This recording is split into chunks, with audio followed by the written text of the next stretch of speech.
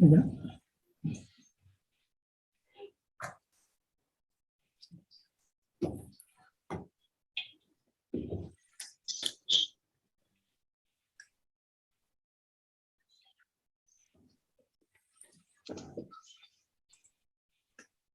Okay, good evening, everyone.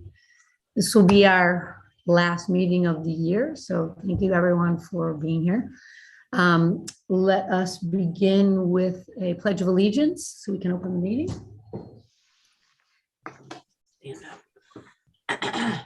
Allegiance to the flag Flag United of the United States, States of America, and to the to the republic republic for which it stands, one one nation nation, under under God, God, under God, indivisible, indivisible, liberty with with liberty liberty and justice for all. for all. Great, thank you, everyone. So we will begin this evening's meeting for all those who have read the minutes, we'd like to approve them. If someone could make a motion to approve the December 9th meeting minutes. I'll make that motion. I'll second. Great. All in favor? Aye. Okay, terrific. So now I am going to open up the public hearing. However, given that we are going to be adjourning 7 Marsden, 12 Marsden, and 15 Marsden, I am going to make a motion first to adjourn them. If someone could second it. Second. Okay. All in favor? Aye. Aye. And now we will close the public hearing. No, Oh, we're not doing anything with the public here, we're just tabling. tabling. Okay, sorry. So we're going to just table. And that'll be tabled until 13. January 13th will be our first meeting for everyone to note on their calendar. Okay, great. Now we're going to move along to 48 Lincoln, which they have made a request to extend their approval that was granted back in February of 2018 for an additional 2 years. I can make a motion to approve that, if someone could second it. I'll second. Great, all in favor? Aye. Okay. Now we are going to move to the consent agenda. We had 4 properties that we approved, and I would just like to ask someone to make a motion to approve the consent agenda. So moved. I only see 3. Oh, sorry, right, I saw the draft. Oh. Sorry, we moved 11 Howard onto new business. Thank you. Judy. So the 3, which just 69 Main, 18 Bluff Point, and 36 Brandywine. So if someone can make a motion to approve that? I'll make that motion. Second? Second. Okay, great. All in favor? Aye. Aye. All right, now we are going to move into old business. Wait, no, it actually starts with mail on the Oh, agenda. I got the old one, that's right, sorry. Sorry, So the first one is at 11? 11 hours. Yeah. So into our new business, we are going to start with 11 Howard.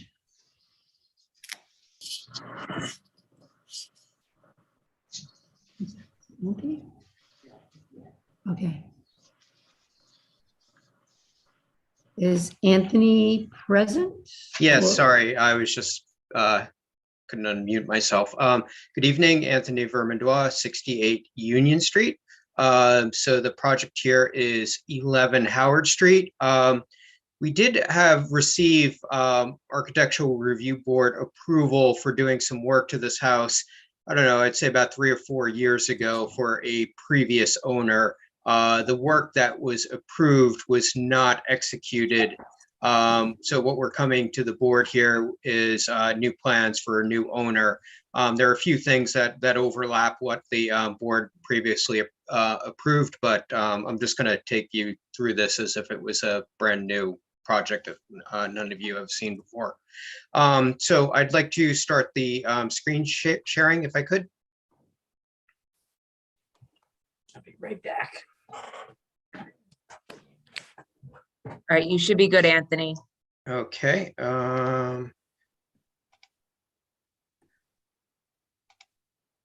Okay, you should see a photograph of the house from the basically from the side.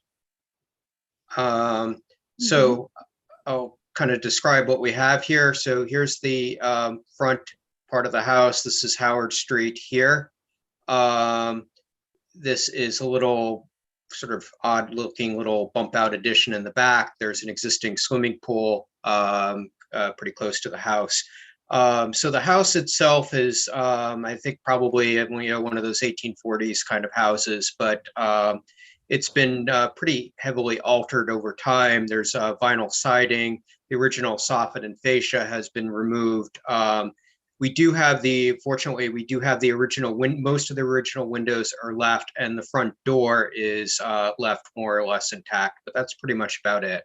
The interior has been completely gutted and redone over time. So what we're planning on doing here is just to briefly describe it in the photograph, and then I'll go into the drawings. So what we're doing here is there'll be a shed dormer going all the way across here on this side of the house. We're going to rebuild a chimney which was taken down at some point in time. And then just rebuild the back part of the house, so it'll be a little bulkier, and it'll extend out a little bit further to the back. So Anthony, a quick question. Are you going to, the addition at the back, does it include what we see now? Yeah, so what you're going to see when I go to the photographs is basically this part here, which is the kitchen.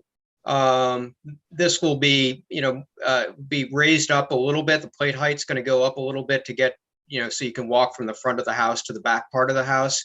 So you'll see that in the elevations. Then you're going to see that what we're doing is taking this little lean-to, sort of shifting it over towards the back and inserting another little volume in between, which will be a cross gable, similar to the main gable of the house, but a little bit lower.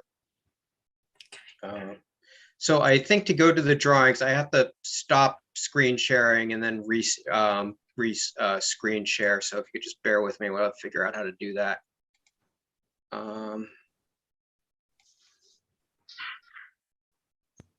Okay, so you should hopefully be seeing the drawings now. Yes. Okay, let me see if I can pan over here. Okay, so what we have here is the existing front elevation proposed. I'm sorry, bottom is, as always, bottom is existing, top is proposed. This is the side elevation, bottom is existing, top is proposed. So I think, unfortunately, I can't figure out how to scroll this over here, so I'm gonna hide you guys for a second. Okay, so you can see here, this is the shed dormer on the existing house. This is the kitchen wing. This is that new element that we're adding in the back, and then this is sort of the little lean-to mudroom in the very back. This is the front of the house. As you can see, for the front facade itself, no changes to the envelope other than the shed dormer. We're going to get into it in a moment, how we're planning on redoing the soffit fascia detail, which has been which was removed when they did the vinyl siding, whenever that was. So let's see here. I'm just going to go briefly to the floor plan here. So you can see that here's the front part of the house, front door, Howard Street. This is the kitchen wing, so to speak. This is the new wing. There's a little existing bump out in the back. We want to keep the footprint of that because it's grandfathered non-conforming. That's just going to become a little laundry room. And then here's the mud room all the way in the very back. So that's that. I'm going to go to, let's see here. I'm going to go to soffit fascia detail. Okay. Okay, so as I mentioned, the front, the existing soffit fascia was removed when they put the vinyl siding on. So our idea here is, and this is something that we had looked at actually at the previous approval, but this was an idea, assuming that we can't find any traces of what that soffit, when we take the vinyl off, we can't find any traces of what that soffit originally looked like. This is going to be, an idea to replace it. So you've got your, big corner pile, corner board here, a little entablature wrapping around, and rake fascia. And just go to, okay, here, let's say, so here's that side elevation. Once again, existing kitchen reconstructed, and then the new wing we're adding. And I'm just going to show one more thing here.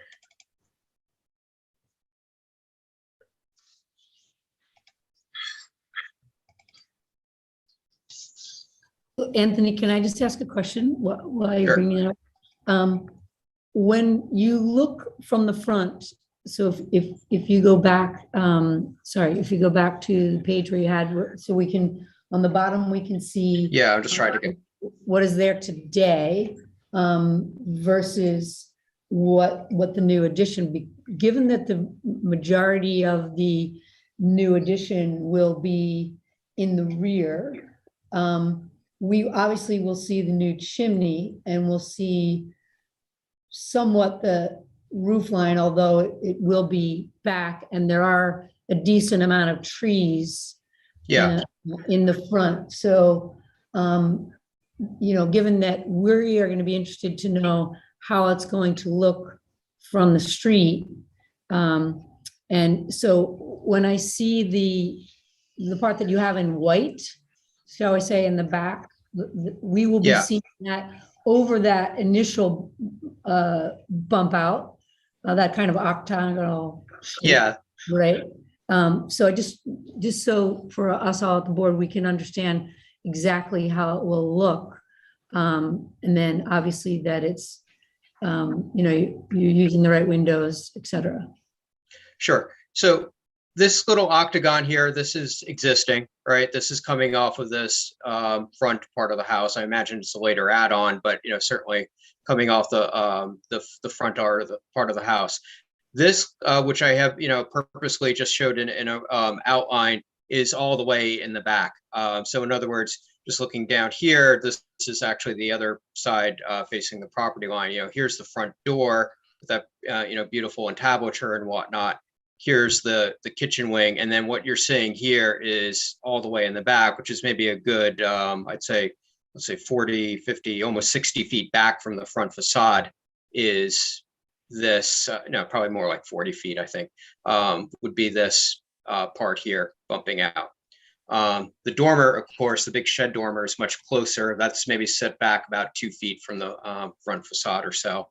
And as I said, this chimney it was existing. It was probably torn down at some point in time. And yeah, and the windows, the original windows are all intact in the front, and the original front door and surround, that's all intact. So all that's going to remain.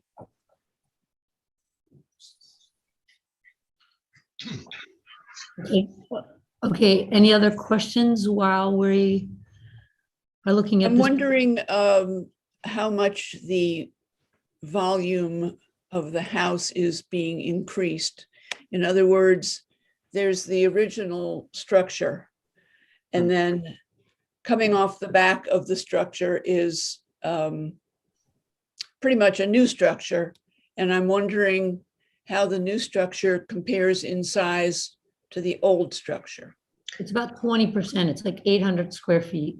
Yeah, so, I mean, I guess, I mean, if you wanted to, I don't know what I didn't, we didn't have to do a ZBA for this one, so I don't know what the cubic volume is. I could give you the square footage volume if that's. That would yeah. help. If that's useful. So existing first floor is, I'll just read the numbers here. They're right on the drawing. So 1625 square feet first floor, adding on 705 square feet so 700, let me just say that 705 is entirely new space. There's a little bit of overlap because this kitchen wing gets rebuilt. There's a little bit of overlap between the existing GFA and the new GFA, but sort of brand new stuff, that'll be 705 square feet. So the total on the first floor will be 2,200 or so. Second floor, kind of the same thing. There's a little bit of overlap between the front and back, but basically the second floor is a little bit over 1,000 1,000 square feet existing. We're adding just only about 103 square feet of entirely new space. Oh, okay. Thank you. It's really just a little bedroom and a hallway to get from that bedroom to the front part of the house.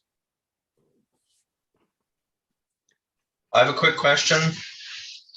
Anthony, have you investigated that front facade to see what the detail of those corner pilasters might have been before the siding was changed? No, we haven't taken anything off to really do any investigation there. My feeling is that there's going to be very little there left. I know this is actually kind of a similar situation to that house on, I think it's Rector Street, where they're kind of in the same, kind of encountering the same situation. I think in this case, we're probably going to have even less of the original left. So that's why kind of what I'm showing here is just what we would do if there's no trace whatsoever of what was existing there. If we do, for some reason, find some evidence of something existing, then we'll defer to that. Because I think in your facade drawing, haven't you dotted in the potential width of the pilaster, which you can see to the right of the doorway? Yeah, so because it comes very close. And and it's really so I think okay, Zach, I'm sorry, that dotted line you're seeing here, which I think is what you're looking at, that's actually not the pilaster. That is actually the dot of the framing, the wall framing behind. I just need to, coincidentally zoom in here. You can see we're actually not doing a pilaster. We're just going to do a corner board, a 4-inch corner board. And then I've seen this detail before. Okay. I misunderstood. So you're returning the eave, but you're not bringing a wider corner board down. Okay, fine. Exactly. I thought that was potentially going to compete with the doorway and the two elements. No, I agree. There's enough space. Okay, fine. Thank you. Great. Okay, great. And I'm sorry, Anthony, I kind of stopped you before you were moving on to the next part. I didn't know what else you wanted to add. I just wanted us to really understand, how deep it's going to be and then what we'll see from the street. So I think we have that. I think you were starting to show us something else. No, I mean, this is, really it. I mean, because of the way Howard Street is at an angle, you do see a little, I have to say, you don't just see the house front on, you also do catch a little bit of the side corner here, but it's mostly the existing part of the house, not this part way in the back. A lot of screening was done already when they did the swimming pool. So it's pretty private in the back there. What are you doing to the bay window? This guy? Yeah. That's existing. We're not planning on any changes to it at all. What kind of roof does it have? That's just like a little, like I'm showing here, just a little funny, conical roof to it. I mean, can't like honestly, asphalt or metal or what? honestly, I can't remember. I could probably tell you though. Well, I'd have to switch to Yeah, the no, I'm switch screens curious. here. It's an odd little thing. You know what? So I don't have to switch screens here. I'm just gonna look on my own computer here and just Little tell you. Victorian extension. Uh-huh. Yeah. But I think the fact that they're really not touching that part. Yeah. We really can't say anything just because it's, all the work is really being done in the back. Or, It is. yeah, unfortunately. Yeah, it's just it is also an asphalt roof, but it's really in 3D it's such a shallow pitch you barely see it even from the property, let alone the street. So Yeah. Anthony, I have a question. In these, and the ones you were showing us previously, the diagrams you were showing us previously, you've referenced, maybe clarify this for me. You referenced the new facade visible from the street in white, which I appreciate. But you also show 3 chimneys in white in that diagram. Are those new chimneys? You mentioned one new chimney. So But in the picture I didn't see. yeah, I only saw one. You're right. This is the diagram. So on the upper left, you show that in white and you show chimney on that. You mentioned the new chimney. right. But I don't remember in the picture seeing 3, maybe 4 chimneys throughout the house. So was it just the picture or am I missing something? Okay, so yeah, so good question. So basically there is currently one chimney and it's this chimney right here, right? There was so this was originally the house was a classical, front parlor, middle parlor kind of setup, with a fireplace in this room, fireplace in this room. So there was originally a chimney here. So the idea would be to rebuild that where it originally was. And just matching the existing one on the side. And then this chimney here is entirely new. This is all the way in the back and that addition in the back. So what you're seeing here is, because, this chimney is, directly behind this one, you just see one here. And then this is the new chimney all the way in the back. So will the 2 chimneys, the existing one and the return of its mate, are they going to obscure the view from the shed dormer on top of that building there? No, so what we're doing is basically building the dormer around the chimneys. It's a little bit of an unusual detail, but it does seem to work in plan. So the dormers will still have their windows and whatnot. Won't really obscure their light and view. And will they be actually using these chimneys or is it just? This will be a dummy. This one is functioning, and the new one will be functioning. Okay. So let me just ask you this question. I'm just going to say, this looks a little industrial from this perspective, maybe not from the other perspectives. I'm just asking. You mean the roof? The roof line. Oh, the 3 chimneys. It looks, I think the 3 chimneys looks kind of industrial. So, Well, I mean, are you really wed to the replacement dummy? It's a question. Actually, no. In fact, I think I don't want to speak for the homeowners, but I think they'd be perfectly happy to see that go. So, I mean, we could certainly take that out.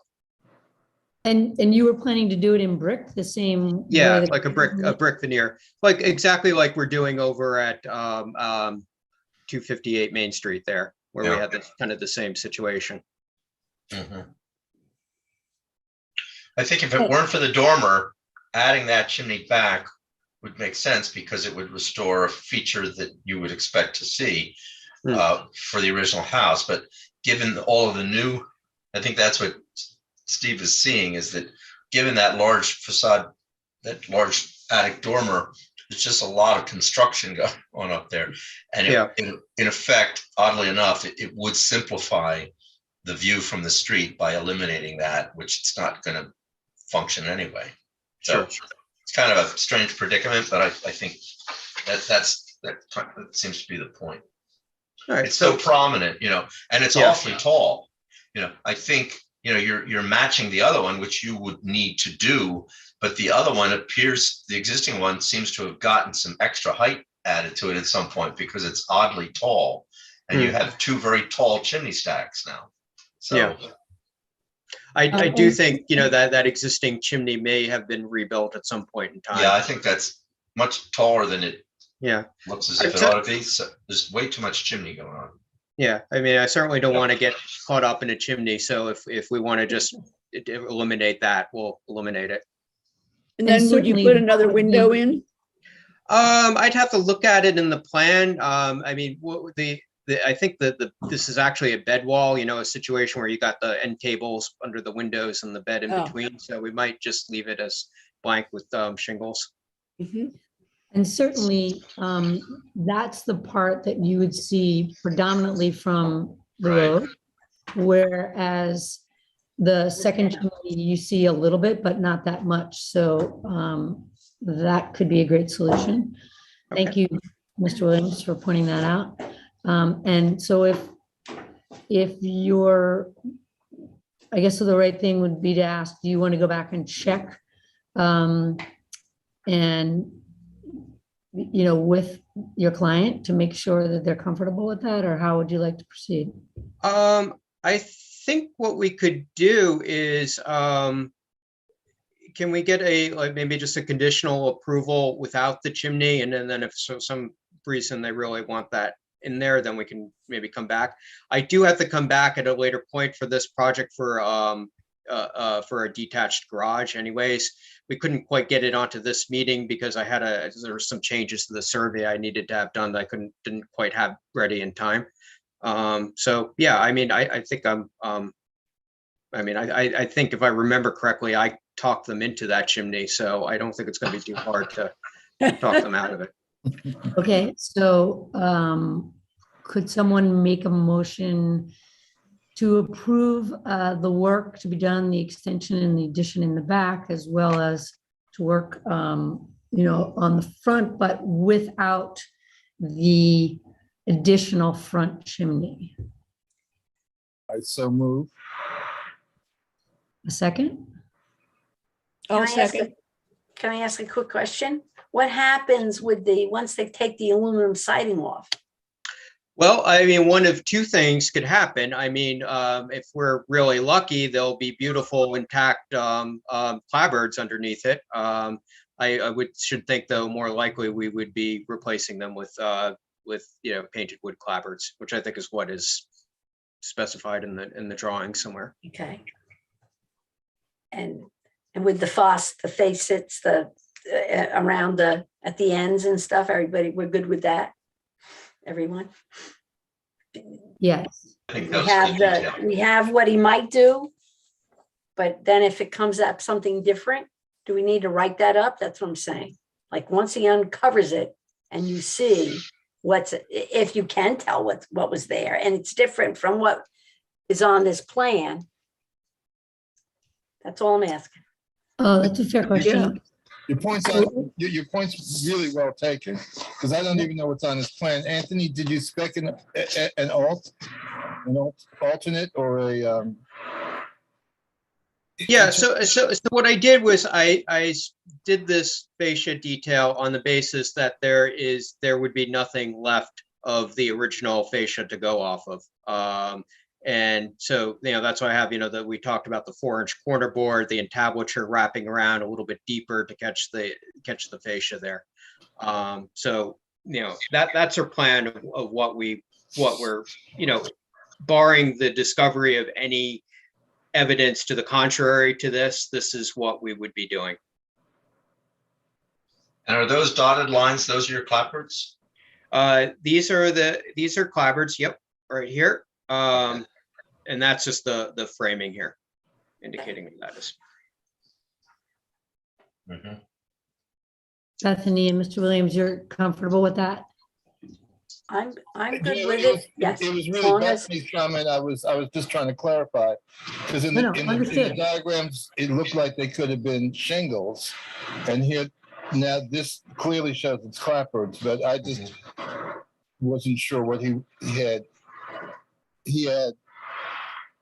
presumed to totally fair. use if he couldn't find or identify what the original facade was configured of.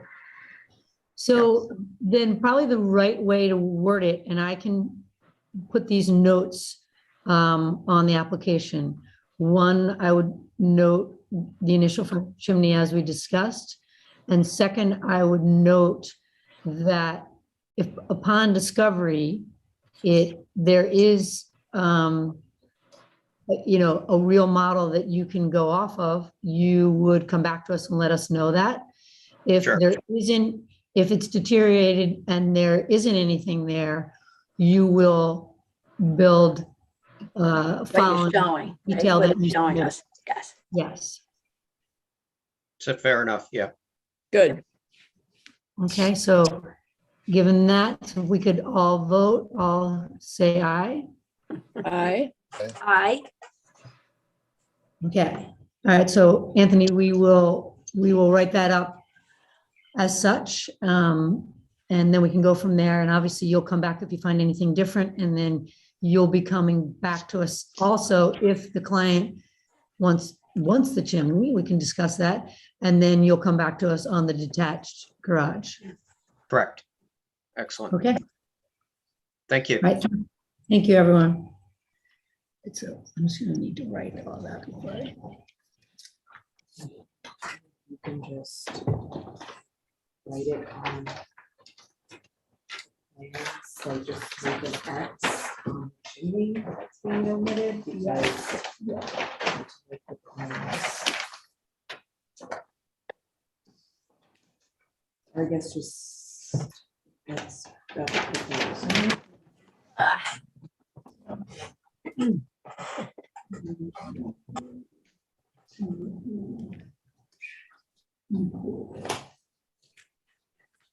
This is existing. Stay.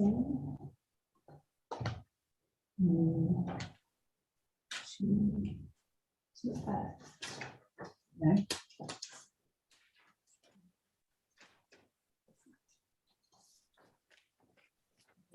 A6, yes.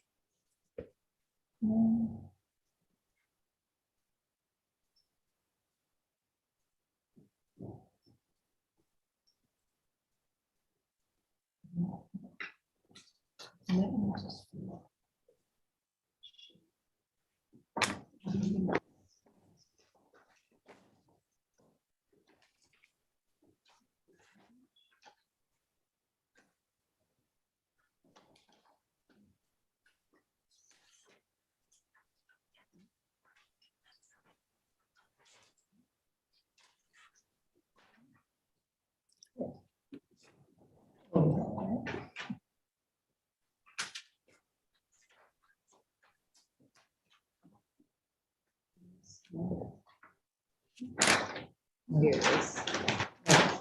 Okay, good.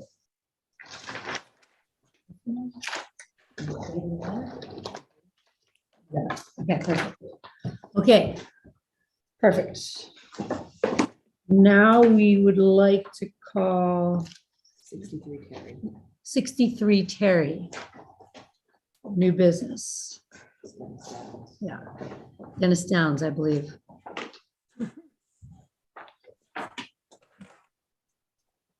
There he is.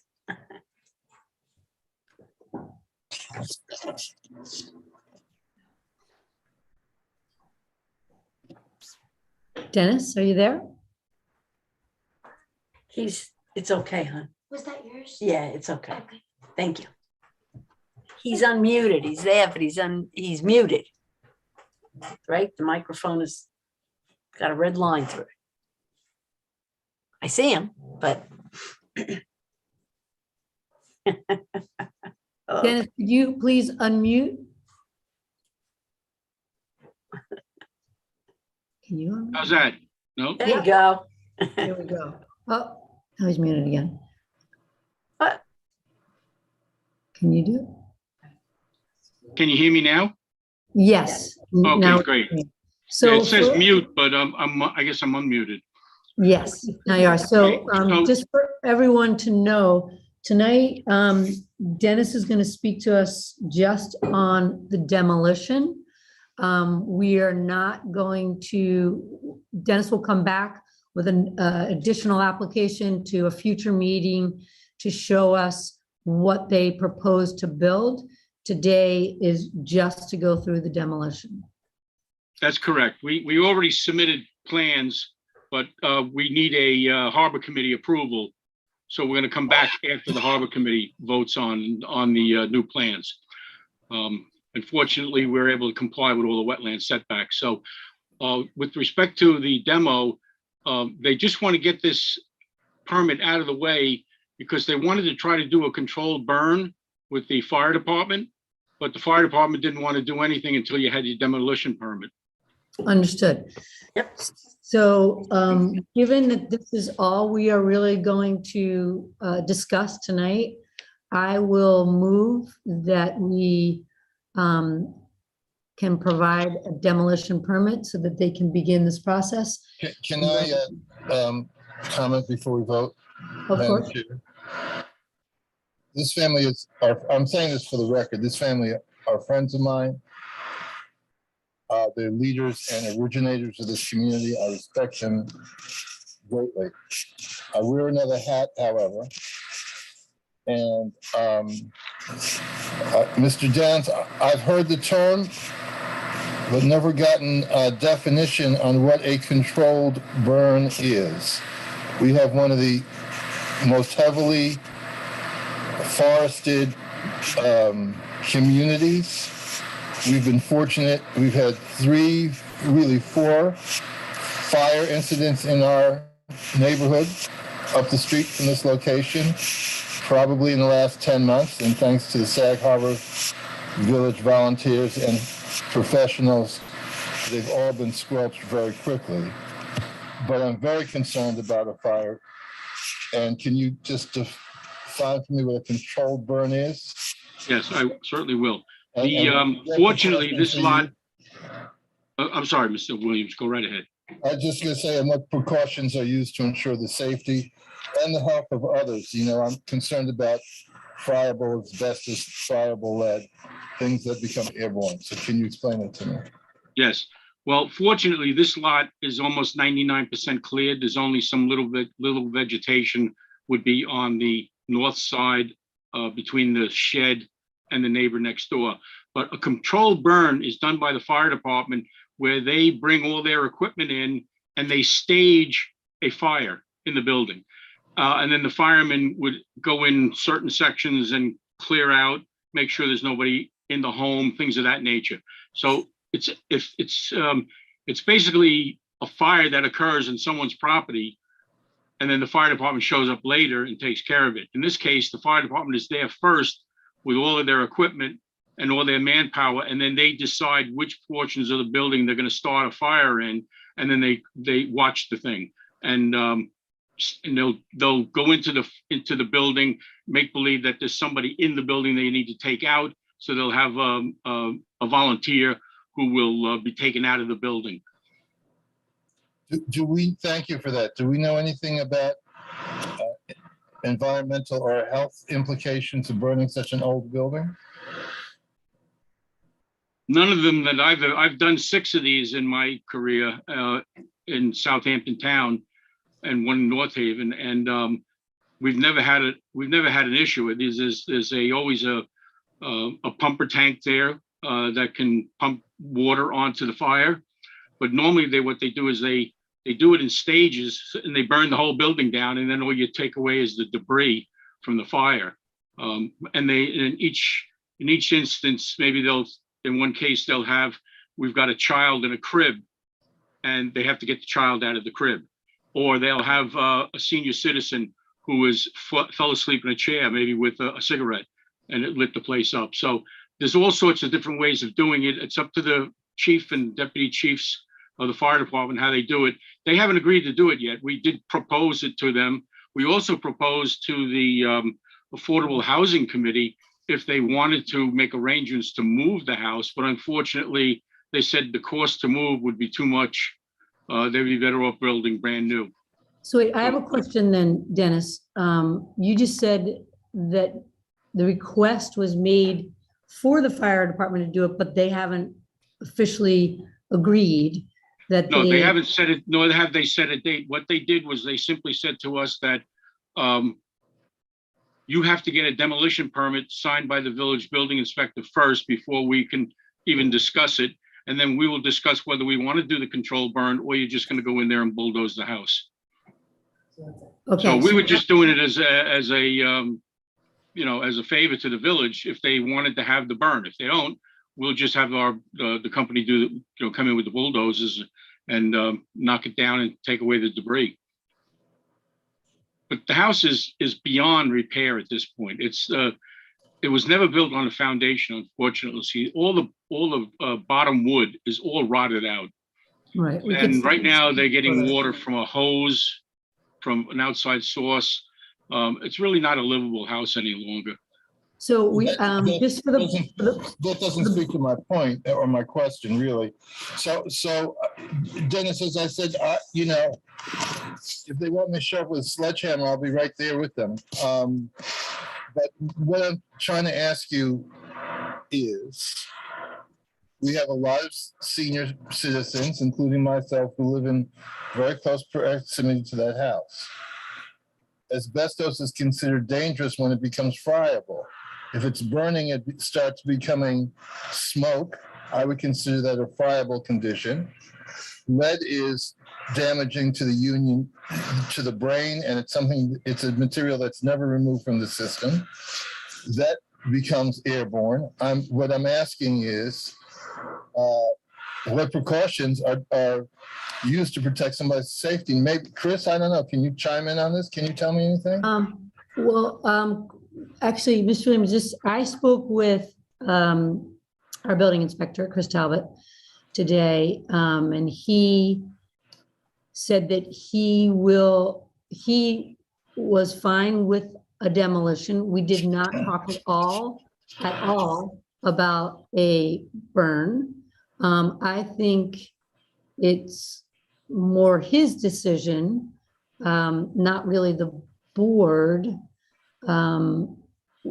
He said to me that he's very comfortable with it, and he believes in the bigger issue is the line modification and where the property line is, and that's what they will come back to us with when they do the proposal.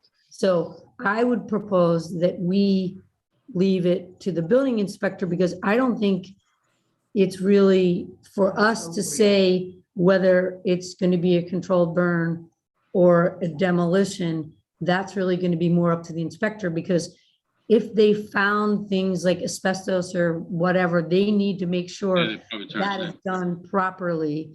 And that is not really our purview. I understand you raising the questions for the neighborhood and want to make sure that this is done safely for any neighbors or anyone in the vicinity.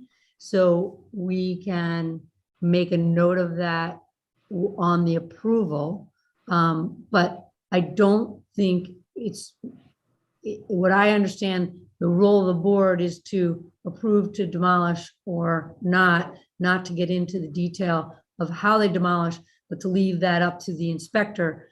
But given the conversation we're having, I think we make notes And I guess I would actually ask Harry if you would agree with how we would propose this, that we leave it to the building inspector to make sure that it's done in a safe way. But I'd like to ask, And Jean, I was gonna say, even the fire department will weigh in. I mean, if there's asbestos and stuff, they're not, I would be very surprised. But, that they would do anything that would let anything happen that would be detrimental to people's health. My past experience, I'm sorry, Ben, my past experience in this with other fire departments has been, one of the things they do is they go in there and they do an inspection in advance. They have a Right. whole team that reviews it, and they make a decision whether or not it's a safe place to burn, to do a controlled Right. burn. If it's Right. too close to other homes, they won't do it.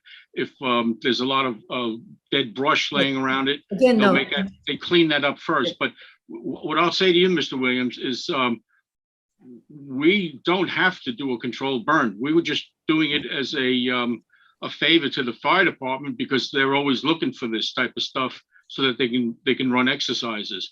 And if either they may say yes or they may say no.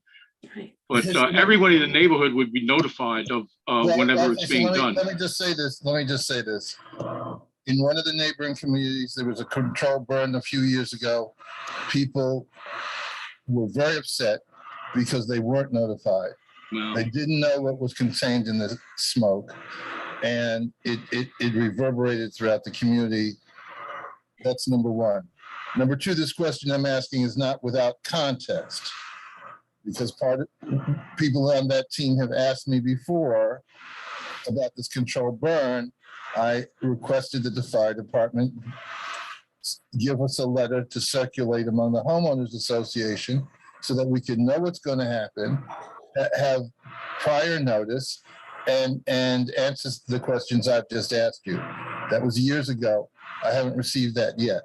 So I voiced my concerns.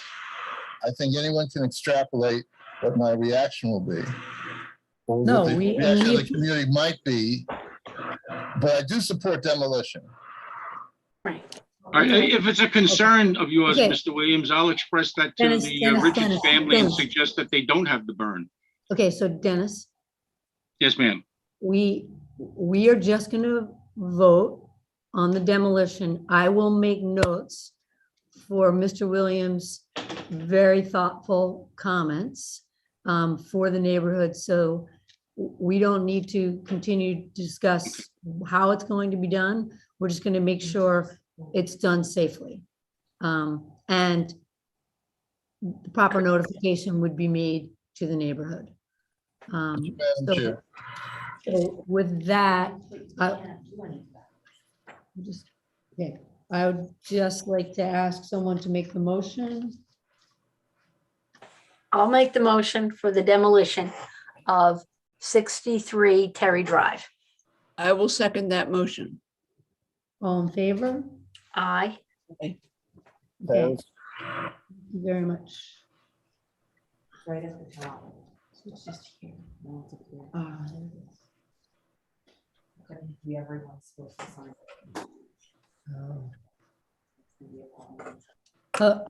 I need to make note that each of the board members do need to sign this demolition, so I will sign it first, but we will need to have each of you come in and sign it next week, or, yeah, it's because tomorrow, office is closed, right? Office is closed tomorrow, so people could come in Monday through Thursday of next week to put a signature on it. Okay.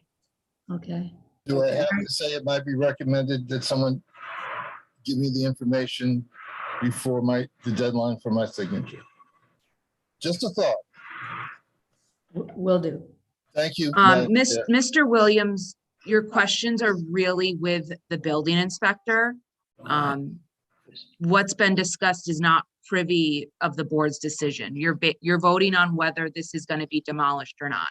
So if you want to talk about health and safety concerns, your best person to speak to is the building inspector. So if you That's want to fine. come in and see him Monday next week, I'm sure he'll be happy to speak with you. So thank you very much. My question therefore is, a vote was taken, I voted nay. And the chair has just informed me that my signature is required to do this. I don't want to be seem intractable. So thank you for that. And I will try to reach out to the building inspector. And if you can mention it to him so he can speak to me, I'd appreciate it.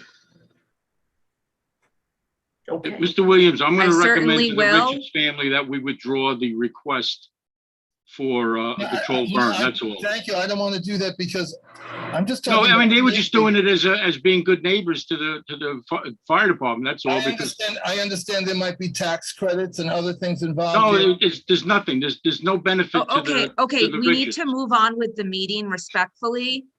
We're getting way off topic. So, Mr. Williams, I've marked you as voting nay for the application, and so you wouldn't have to come and sign. So Thank this you. matter is There you go. closed. It's It's been closed. Thank you. approved for demo. Thank you. Okay. Thank you. Thank you, everybody. Heather.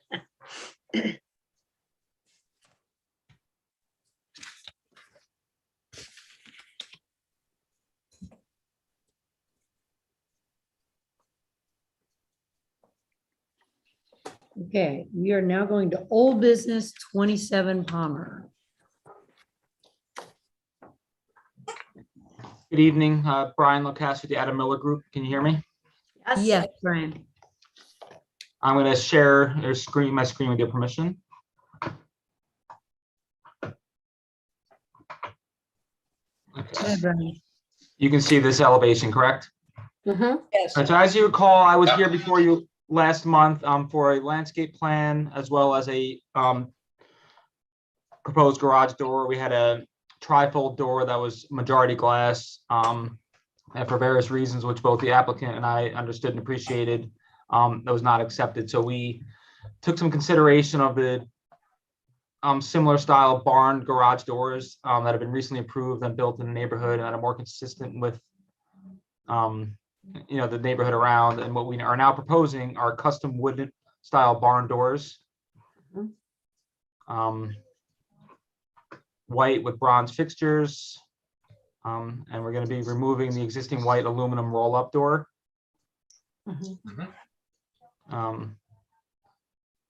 Happy. I don't know if there's any questions but I think that's more in line with the comments we received last month. Brian, I think you did a great job and very I much agree. appreciate your taking into consideration and making these changes. And everyone else agreed, or is any other questions? I think it looks great. Yeah, looks good. Yep. And then we also submitted a revised landscaping plan, which clearly notes the apron on the proposed driveway. That was a comment of last month as well. So that's Yes. now in the file with that note. Fantastic. That was, I think, all your comments. Thank you. Okay, so Nice. we really appreciate the changes that you've made, and I think it's going to be a great project. Well, we appreciate your cooperation and guidance as well. Thank you very much. Okay, so if someone could make a motion to move. I make a motion to approve 27 Palmer Terrace. I'll second. And all in favor? Aye. Bye. Great. Thank you all. Happy holidays. Happy New Year. See you next Yeah, year. you too. Happy and healthy. And your family. Thank you.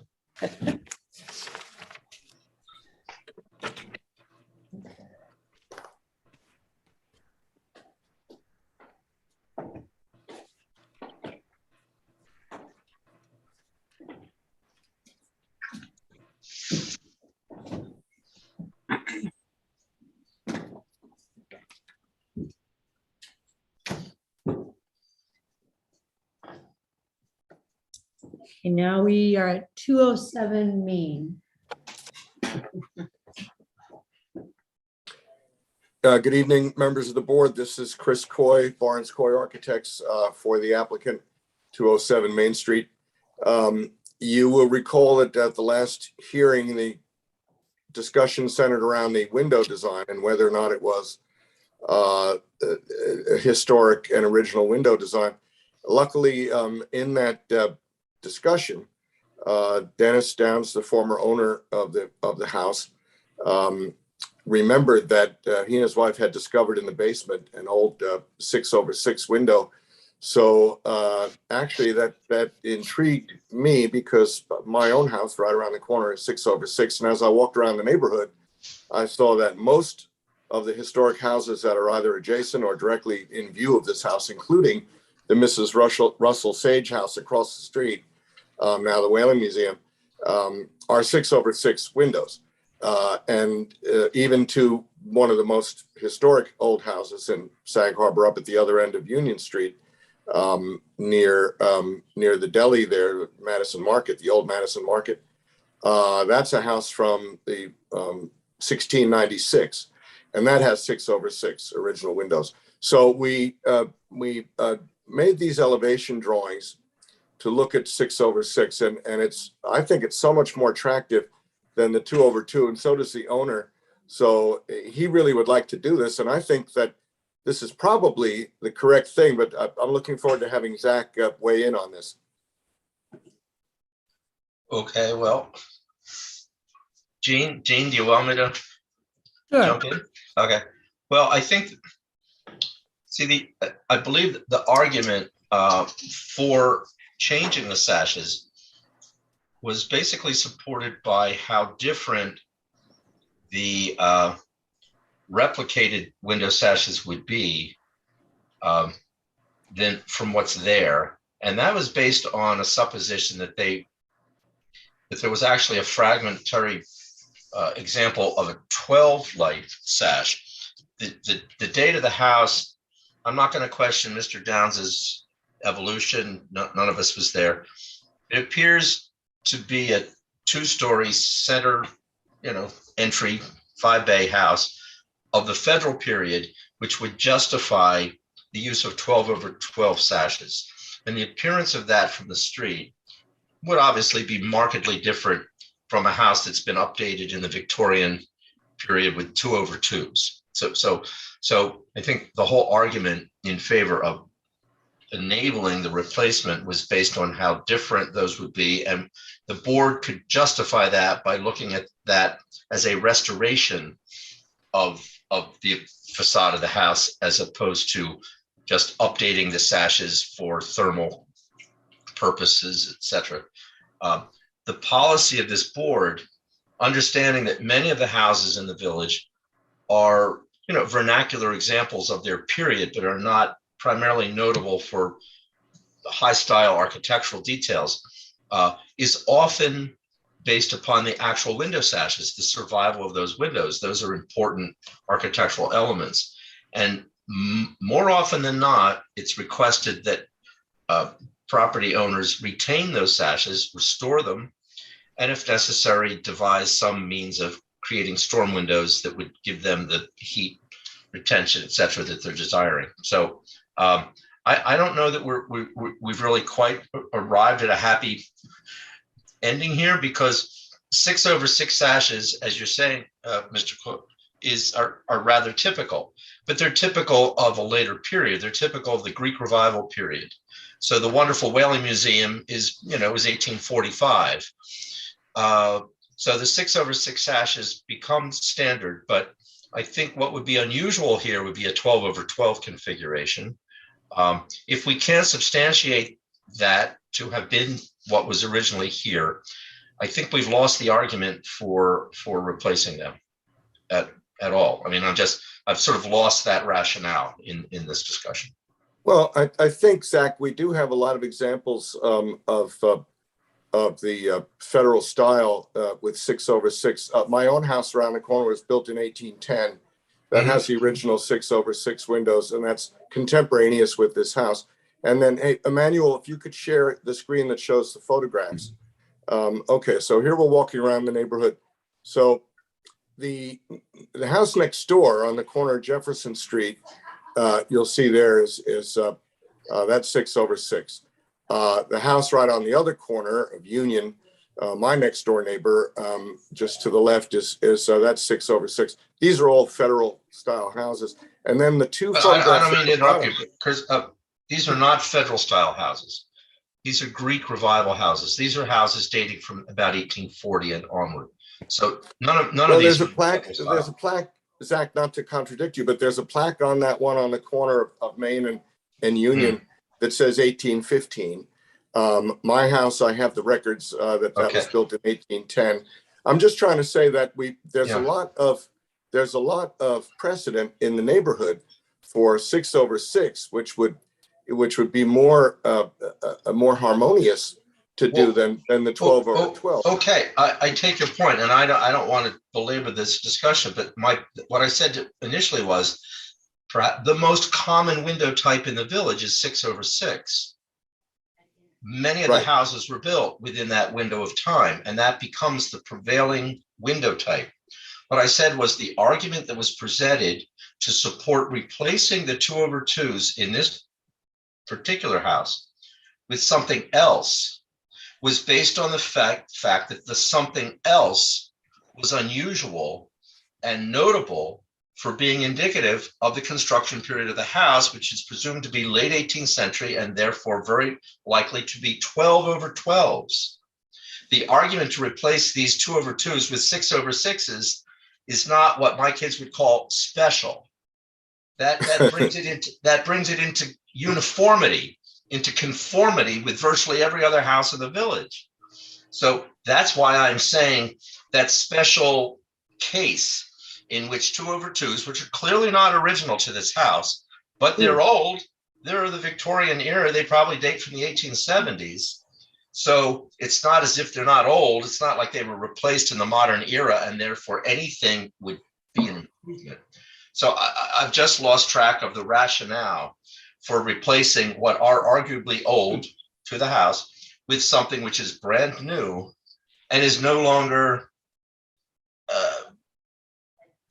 especially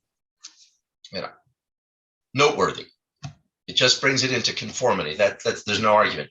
The board has created a policy now over a number of years to encourage homeowners to preserve their window sashes because oftentimes those are original elements to the house or are of historical interest. And I just don't see the argument now. Well, Zach, I believe you pointed out that the 2/2s are not original to the house, and I agree. That's obviously true. Obviously true. So we're trying to replace the windows with something that would be considered original to the house. Okay, well, so there I have to stop you. Brand new window sashes are not original to anything. They are brand new elements. Visually, from a design perspective, from the street, looking up at the house, one might say, oh, that appears to be the original design. We're not talking about design here. We're talking about preserving architectural elements, real fabric, wooden window sashes, regardless of what the sash type is. So I just want to make sure the board understands there's a difference between what the original design is and what the original element is. And those are entirely different. This is a board of preservation, which means not preserving the style, but rather preserving the actual physical fabric, whatever the style is. Now, in this case, these are sashes which have clearly been there for a long, long time, about 130, 40 years. And so they are old.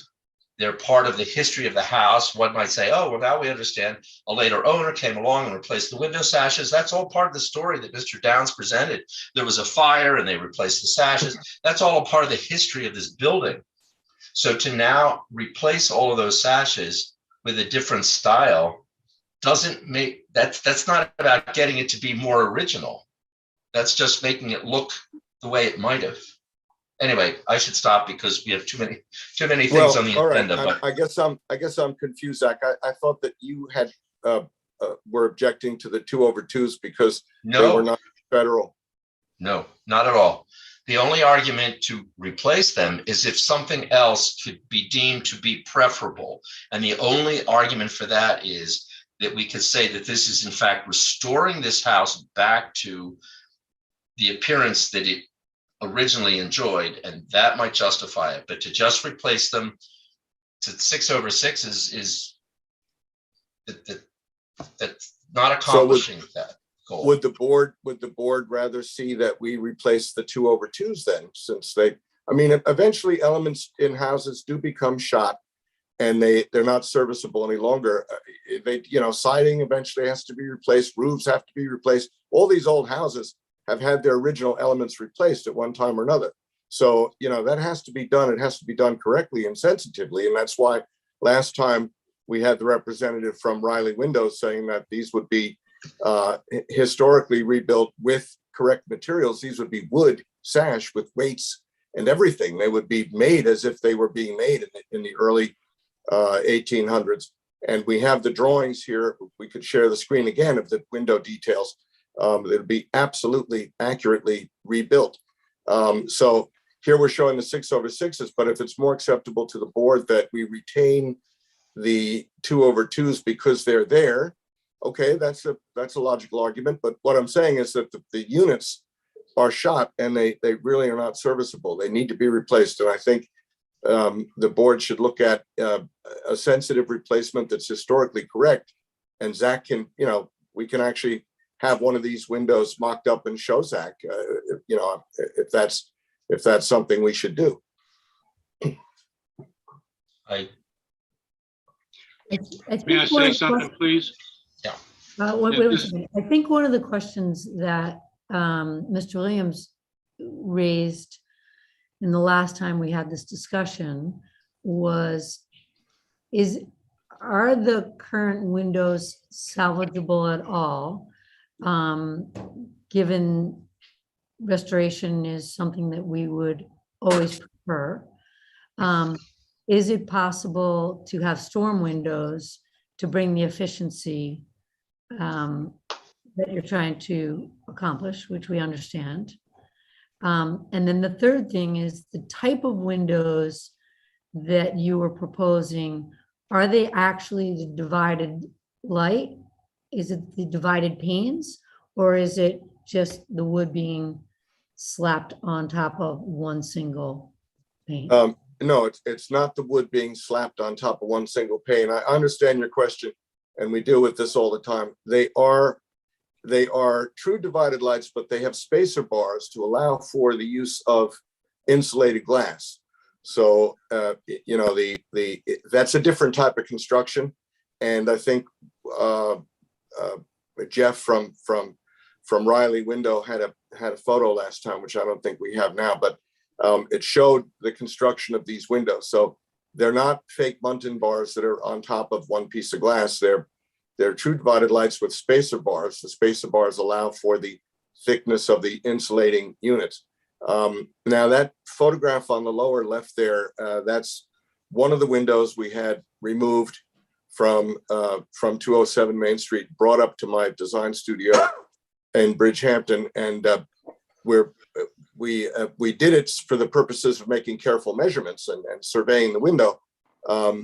It's over 100 years old, probably 140, maybe 150 years old. Its serviceable life is over or rapidly approaching an end, and so I think if the board would rather see the 2x2s remain because that's what was there, I can understand that, but they really should be rebuilt. The question of a storm panel, a storm panel is, I guess it's possible. I have to look into that, but I mean, it's a lot less historic than having the real window there do its job.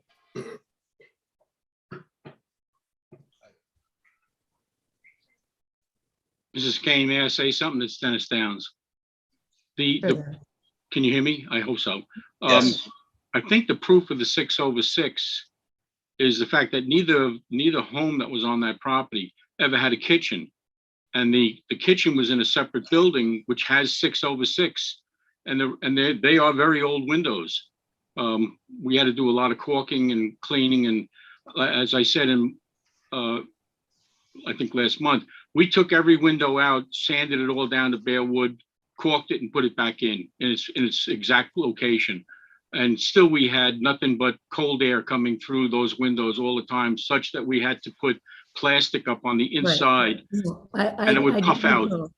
Okay, so So I guess the question that I would like to ask the board members, if we're at a point where these windows cannot be restored,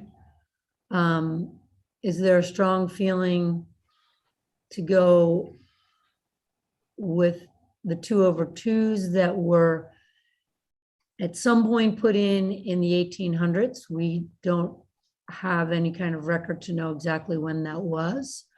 Or is there a feeling that we go to 6/6 to match what is in the added addition of what was or was not the kitchen or the red shed that's in the back?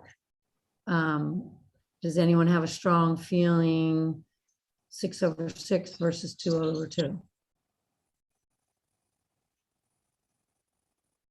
In either case, 6/6 or 2/2, are we talking about brand new windows? Yep. Because Yes. I'm concerned about setting precedent. Because if we are putting in thermal pane windows, allowing thermal pane windows to go in, I'm afraid that every other homeowner of a historic house is going to come in and demand thermal pane windows. And I just think that could be a problem. Well, if I may add, I understand that, I'm right there too. So, this concerns me. Nobody wants to preserve the historic fabric of this little historic triangle more than I do. But if they're made correctly, they will look exactly the same. So, these are, and to make them correctly, and I know this has no bearing on your decision, and I won't mention figures, but in order to make them correctly by hand and with weights and so on, and as these old windows were, it's very, very expensive. It even blows my mind, and I'm used to expensive houses. So the owner is willing to go that distance to preserve the historic character of the neighborhood. I think that, here we get into questions like, when elements of a house are no longer serviceable, what do we do? The only thing we can do in replacing them, seeking to continue the life of the house, is to do it right. So all I'm saying is we are trying to do it right. So, Mr. Coy, let me respond to this. I seem to be the bad guy, and I apologize. I really do. And first of all, again, for the record, I think the product's beautiful. I'm a supporter of energy efficiency in a very big way and sustainability. And I'm in construction, so I appreciate everything that you're saying. Here's the rub. We are here to represent the standards, not ours. These are not whimsical standards. These are the standards of the United States Secretary of the Interior that were based on an act of Congress in 1964, enacted maybe 63, passed. Zach can correct me on that. That's right. They are very, very clear about replacing windows with insulated glass windows. And they want all effort to be made to maintain the original glass and to restore the original frames. And it's a 100-page sort of guidebook they have, and I think it's in the 150s that windows are discussed. And they even deny the difference of efficiency between a single pane and a double pane glass and say, well, put on storms. So the comments you're hearing from us are within that context. And maybe contrary to common sense. But that's at least why I raised it last time, and that's the complication. I think that's what Ms. Long is trying to say, that in spite of what our instincts might be, that we have asked others to rebuild windows in the historic fashion, which is of course single pane. Well, I'm with you on that, Mr. Williams. We dug out the relevant page from the Department of the Interior guidelines. Emmanuel, can you share that? I think it's contained in Dennis's letter. Dennis, is that in your letter? No, not the Interior, the Secretary of Interior. I think, Emmanuel, where did we, I remember you and I were reading that. I'm sorry, Chris, I don't think we have it in this document. Do we have it can you share it readily, or you don't have it to hand? I don't have it at hand. Okay. Anyway, we read that, and I guess these things, there's a certain amount of interpretation, but our reading of it is that the secretary at that time was saying that, yes, all efforts should be made to preserve the historic nature of the windows. But if they're no longer serviceable, a like kind insulated window with approval of relevant historical authority could be manufactured and used. So this is all we're trying to do here. And I guess the question is coming down to whether or not, we can rebuild those windows. As Dennis has just pointed out, he's already done this once, and it really didn't do much good. That's why I wanted to see what the window was. You can't see what a window is until you take it out of the wall. That's why we took it out of the wall, brought it into my office. What I'm saying is, this is kind of like, we used to have wells under these houses. The well under my house is still in my basement. But of course, you put in a modern water system. We used to heat the houses with fireplaces. Of course, now we connect up to street gas. All these roofs on these houses had to be replaced at some point. No roof lasts 250 years. So these roofs are all new. I think the issue here is the replacement of whatever element it may be has to use historically correct materials and be done in historically correct manner of construction. So this is all we're trying to do as architects. We're just trying to do this correctly and provide a workable house that's going to continue into the future. These windows will last another 150 years or 175 years and provide good service.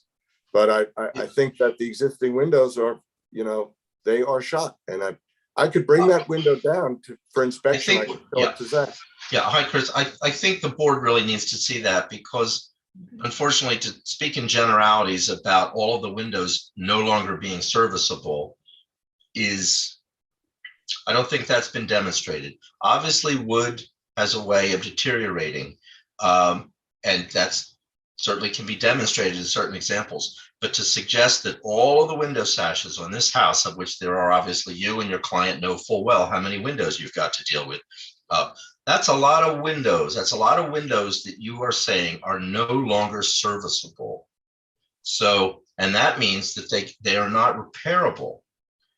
And so if the direction that we're going on here is that this fabric, such as a roof, you've mentioned roofs need to be replaced, siding, etc.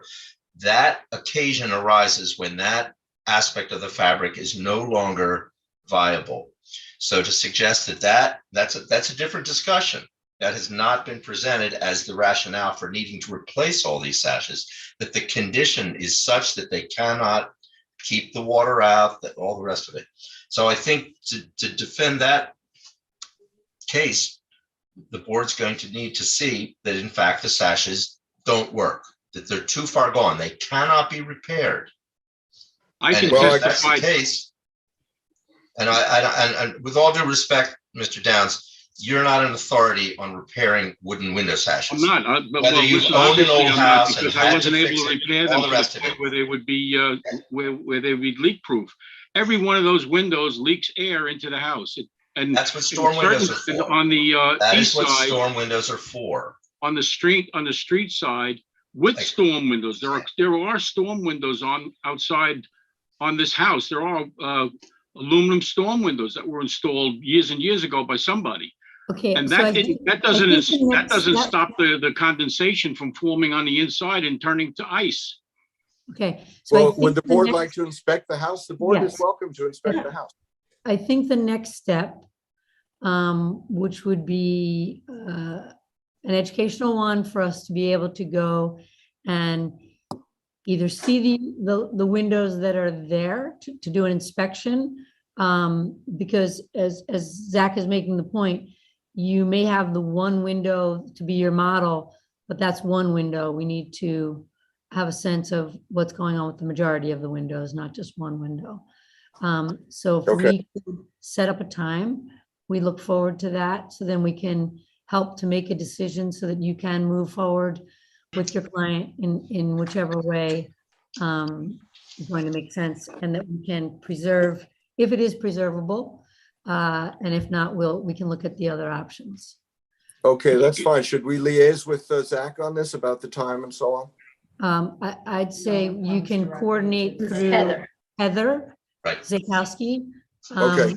at the village board. She I will, would like to make a request also, if I may. I don't know if anyone else agrees, but I would be quite interested in seeing a model of the thermal window that they want to use, because without seeing it, I could never approve. I think we saw it. In. I think we saw it last week or 2 weeks ago. He showed some pictures of it. Pictures on, I would like to see it in the flesh. I think you said there was an actual model of it somewhere. I think we can get a sample from Riley, yes. Mhm. Also, That'd the windows, it's on page 187. thank you, If anyone's Christian. interested, Thank you, Christian. you can see it online. I would just suggest that perhaps you might want to pay particular attention to the windows that face Main Street, because that's where we had ice forming on the inside of the window for the 14 winters that I was in that house. The sun comes up on the other side, the house in the back and the south side of the house generally stays a little bit warmer, and you don't have as much air blowing in. The front of the house facing the street, that's where all the air would seep in through the windows. Yeah, and when the ice is created between the window and the storm, it forms what we call an ice dam. And then as that melts, that leaks into the house. So it causes a lot of problems. So this is why we're looking to do this. Is there any written report or a home inspection from a recent transaction that could establish that a little bit better? Or is it all just going to be, so far, just opinion on that condition? Well, what we have is Dennis's 14 years of experience living in the house. I mean, unless the inspector comes over at the moment the ice dam has formed, there'd be no way you could see that. Understood. I'm just trying to establish some kind of objective record so that we can, keep it moving. Yeah. Understood. I would say, Mr.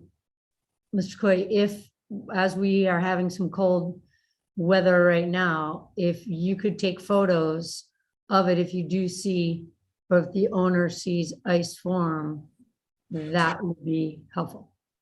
Yeah, we just We have to will establish try. here. Okay. I mean, all that would just be helpful.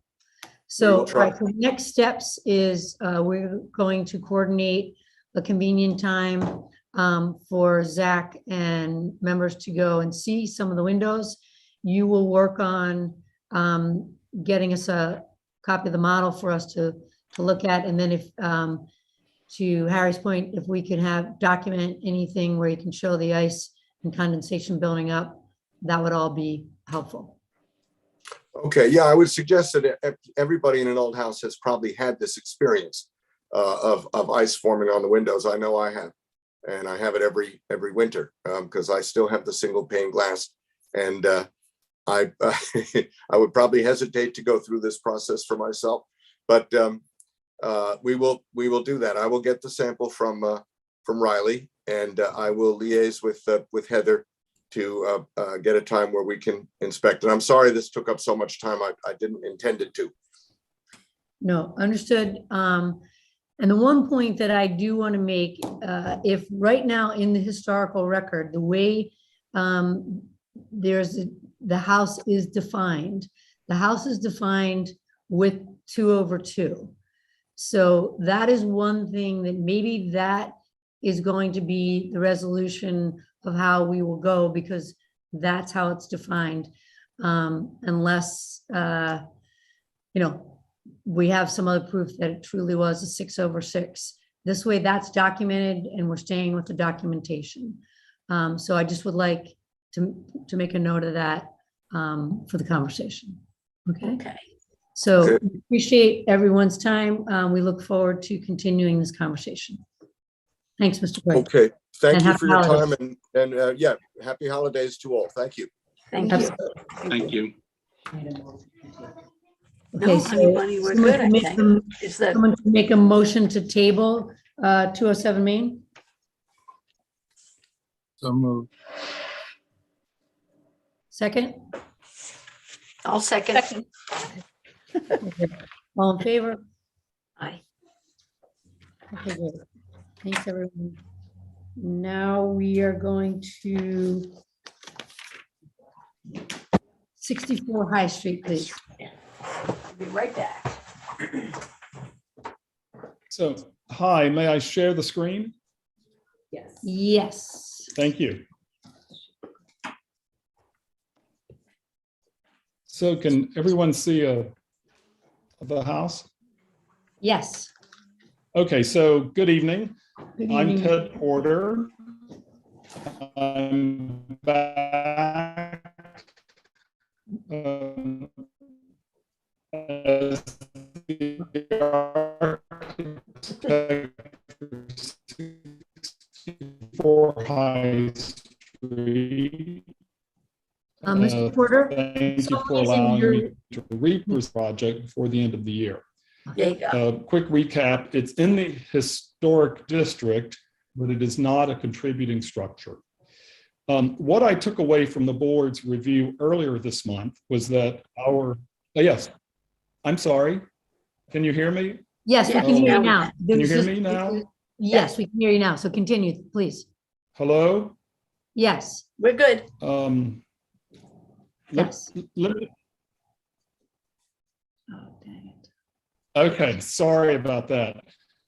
So what I took away from the board review earlier this month Can't hear was you. that our original design did not do enough to address. That may be the problem. I'm sorry. Can you hear me now? Yes. Oh, no, this is, okay, maybe this is better, sorry.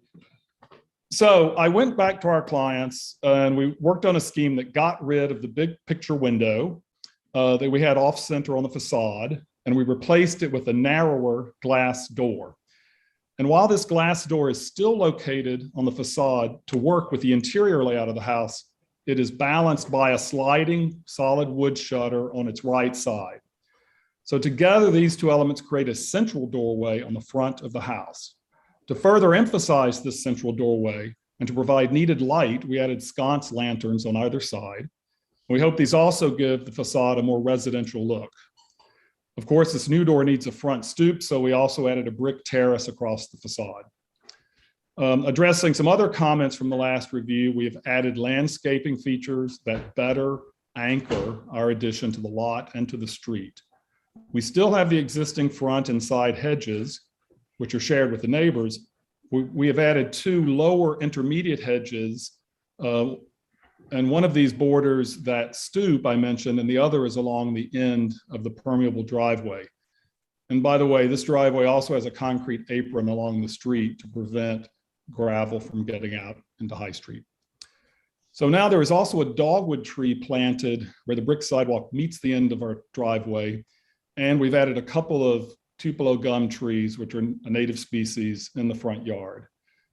These landscaping elements break up that large expanse of yard between the street and the front of the house. And we think these changes create a house that works better on High Street. So thank you. Number one, I appreciate all the changes that you made, and having, so just so we know, this actually will not be a door. It just is giving the appearance of a door, and it No, doesn't. it actually is a door. Yeah, It is a door. Okay. It is a door. When I said it still aligns with an interior axis of the house, that's why it's still off center. But the larger implied opening with the sliding shutter is centered on the facade. Okay, great. I just wanted to clarify that. Yeah, no, it's a real door. Okay. So I would say, for all the comments and suggestions that were made last time, you've really taken them to heart, with the combination of the sconces, the stoop, and then you have the glass door that actually is a door, which is really more in character with the other homes on the street, and appreciate the landscaping that you added. So I think you've done a really nice job. Thank you. Does anyone else have any? Is it possible to see I look at this this picture that we have. The roof throws me a little bit. That front roof. Is this exactly what it looked like in 2 weeks ago? We haven't really changed that. The one thing we did do is it has an integral gutter, and we took that. There were some practical comments made last week about water coming down on the facade, and we took those to heart because we certainly don't want a stained facade. We know what that looks like. And so there's an integral gutter. That's that sort of dark line you see where the wall meets the roof. We weren't sure how to render that, but that would be, the inside of that gutter would be, anodized metal that's, hidden, but it's a kind of shadow line. But otherwise, that did not change, no. I don't know if last time it was, we were so, at least I was so focused, my eyes went right to the no front door, where I didn't really notice this roof, the rounded. How would we describe this? Oh, no, I'm sorry, it's not rounded. It has the same clipped gable as the other building behind it and as the neighboring buildings. Okay, I guess it's because of the tree, maybe, that it, maybe, for me anyway. That's the dogwood tree that yes. is partly there too, admittedly to create some separation from the street. Okay.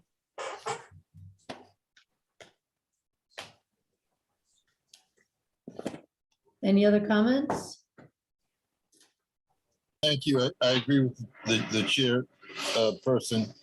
You did a very nice job. Thank you, Mr. Williams. I agree also. Thank you, Ms. Long. So can I ask someone to make a motion to approve 64 High Street for all the changes that they've made, both on the new door and sconces, as well as stoop and landscaping? So moved. Second? Second. All in favor? Aye. Aye. Okay, great. Thank you very much, Mr. Porter. And Thank you for a lovely holiday gift. I hope everyone enjoys their holiday. Thank Absolutely. you. Merry Christmas. We look forward to Thank seeing you. your Merry good Christmas work. to you. We look Bye-bye. forward to seeing I'm your going to good work. run. Thank you. Thank you. All right ahead. Good evening.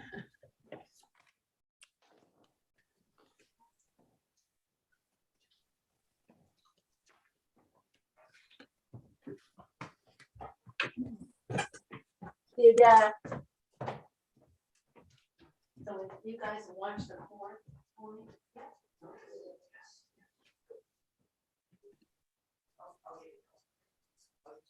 Yes.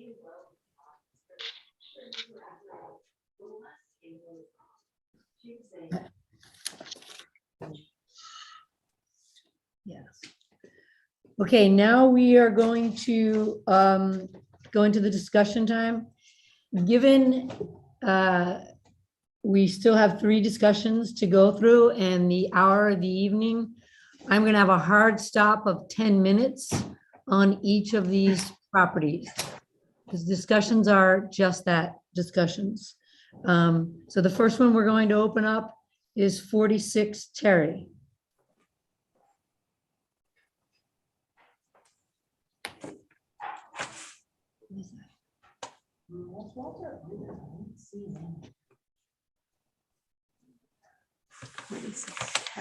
Call for 46 Terry.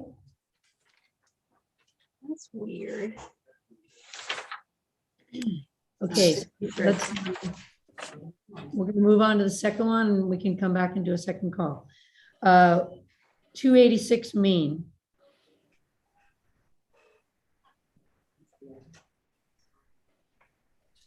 This is great. Hi, good evening. Hi, I'm Sal Cicerelli for 286 Main Street. great. Hi, Sal. Hi. I have 10 minutes, okay? Sure. Okay, I'll share my screen. I was gonna do. Where's my PDFs?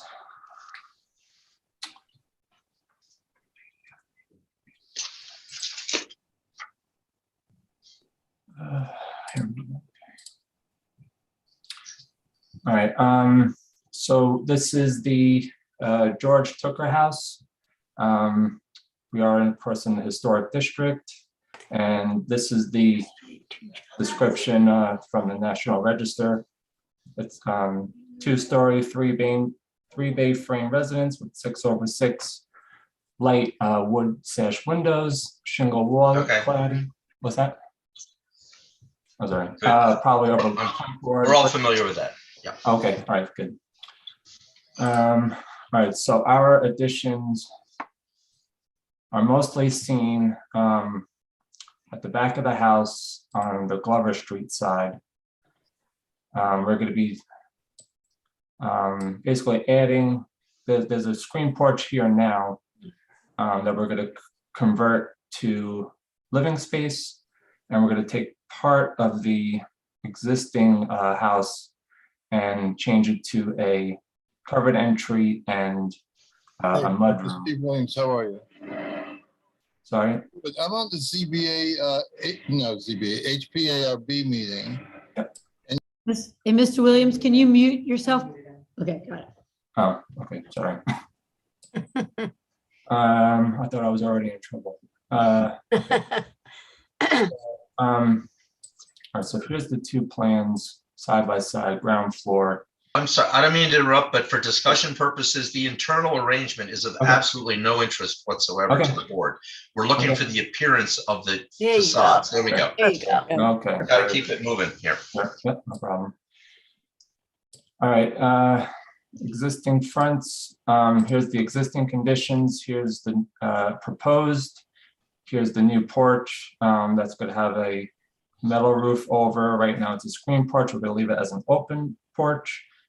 And we're going to add a new gable over this existing Victorian window. The back side here, you can see where we're notching out for the covered entry, and which will be the new mudroom. This is the addition from the screen porch here, where we're going to also extend that new gable across. And again, that open porch off to the side. Here's a poolside view of the same existing screen porch being changed off the kitchen. Here's that notch off the back. And here's our addition here. Here's that side profile of the Victorian window, so you see where we are.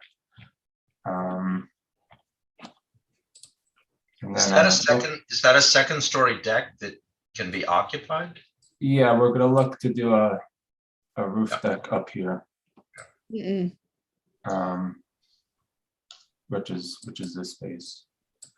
And then this is the Glover Street side where we're adding a window in the middle here and changing out this window to match below that. And this chimney would be removed. What do we have? We're adding 2 new skylights on this side as well. And those are the exterior changes. And of course, we'll be happy to do a site inspection if you like to. Right. And so how much additional square footage are you adding So, for us to be, when we view the front, how does it look? Yeah. Actually, I have them down here. so from the street view, because you're on the corner, we will see it from both the front and the side, is that correct? Yeah, you'll see this, right, you'll see the new gabled roof over this bay window, and you'll see this screen porch. And you'll see some of the changes we're doing here from Glover. So our net square footage, the addition's 86 off of that screen porch, but we're also taking away 69 where we're notching in our steps. And then we're also taking away some space on that loft area. So we're square footage ends up being a little bit less, 34 square feet less than what it is now. But Oh, wow. yeah. But that's, the addition's 86, but we're also taking away 69. Okay, so from a design standpoint, putting a gable roof over that back extension makes what is in effect a Victorian era extension with its original flat roof, which was a big accomplishment in the period.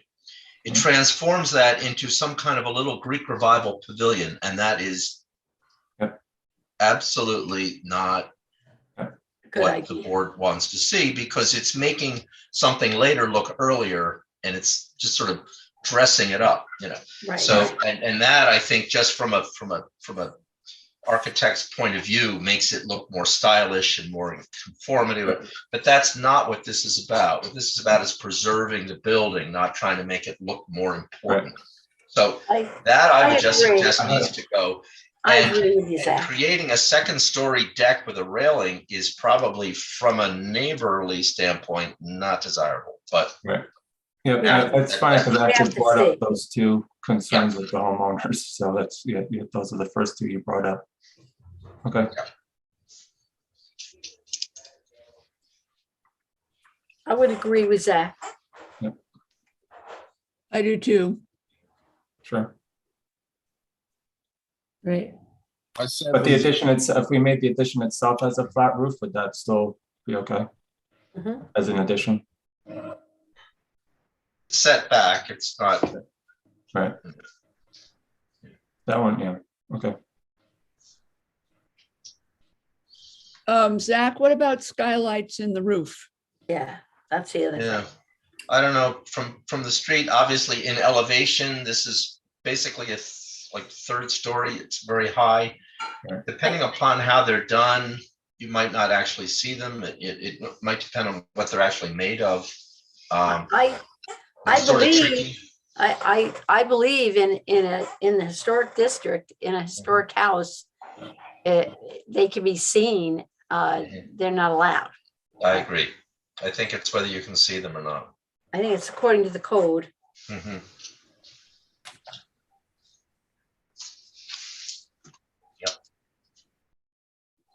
So you probably have to go out and look to see whether they're visible from the street or not. Or the neighbor even, Zach, I believe. Or from the neighbors, Yeah. correct. Yeah, this is the Glover Street side. Mm. You might catch them here. Mhm. So you're saying no? Yeah, I don't think so. Okay. I mean, all right, they exist on the other side, but whatever. Okay. They probably got in there before everybody was really. Paying attention. Or the fact that you can't see them as well from the street. Right? Mhm.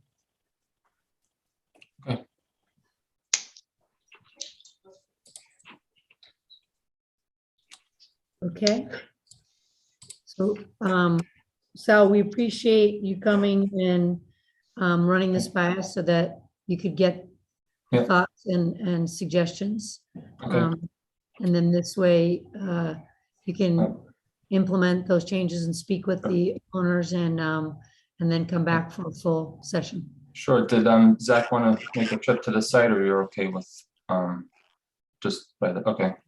One more change, just so you know, the shutters we were taking off, they were put on like 2010. Oh, good. So Yeah. we'll take Yeah, I that. like them better without. Yeah. Yeah, better Yeah. without the shutters. Yep, yep. Okay. And then this guy was built 2004. They're looking to get rid of this little trellis. That's which is fine. different. Okay. All right. Did you say something about putting a new window in? And is the new window going into the original house? Yeah, it's part of, so yeah, we're gonna put one here. And we'll put one here. So yes, these two, 1 and 2 would be I see. Yeah. part of that Glover Street side. Yeah, he's lining them up. Mm. Oh. And they're identical to what is there. That's not major. Okay. Right. Okay, great. Okay, great. Thank you, Sal. Very Very- good. Thank you. Thank you. Okay. Thank you. Merry Christmas. Thank you. Merry Christmas. Yeah, Merry Christmas. Here. Bye. Okay. So Walter Oden has entered for 46 Terry. Okay, Walter, if you could present for 46 Terry. Sure. Hi, good evening. Sorry, let me share. And Walter, I just want to make a point. We're going to have a 10-minute limit. Okay? 1 minute? Okay, perfect. I'm pulling up my,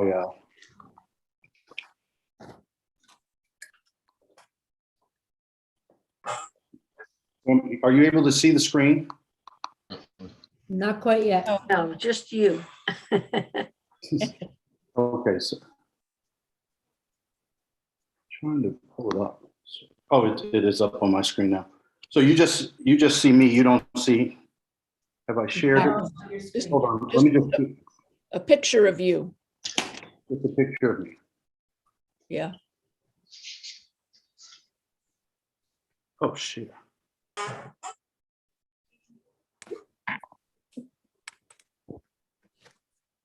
Here we go. Now I'm up? There we go. Sorry, hold on, let me just, see if I can pull this. So 46 Terry is a 1954 bungalow.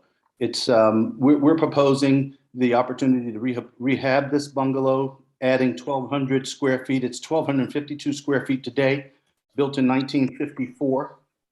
This is a picture of the house, 3 bedrooms, 2 baths.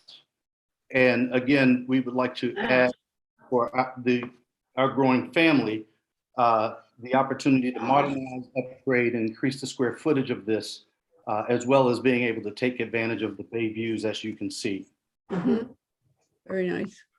So this is a non-conforming lot. It is a corner lot on the corner of Terry and Meredith in the Azurest section. The dormer that we're proposing will not increase lot coverage. We're going just on top of what you see here, the building.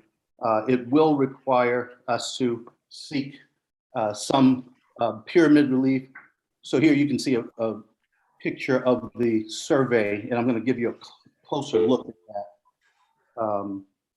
But this also it gives us about 2,450 square feet of total square footage or gross square footage.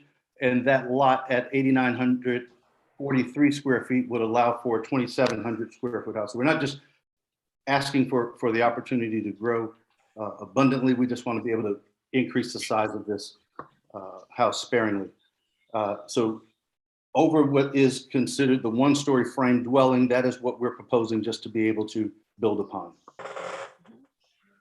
To give you a sense, this is what exists now in terms of bedrooms. The office and bath you see here up at the top left corner of this photo, what is actually right now the dining room or dining area and kitchen. And this is what we'd like to have in terms of a dining room, kitchen, and living area with a bedroom upstairs. This is the house looking from the rear of the property, that narrow portion of the property in the back.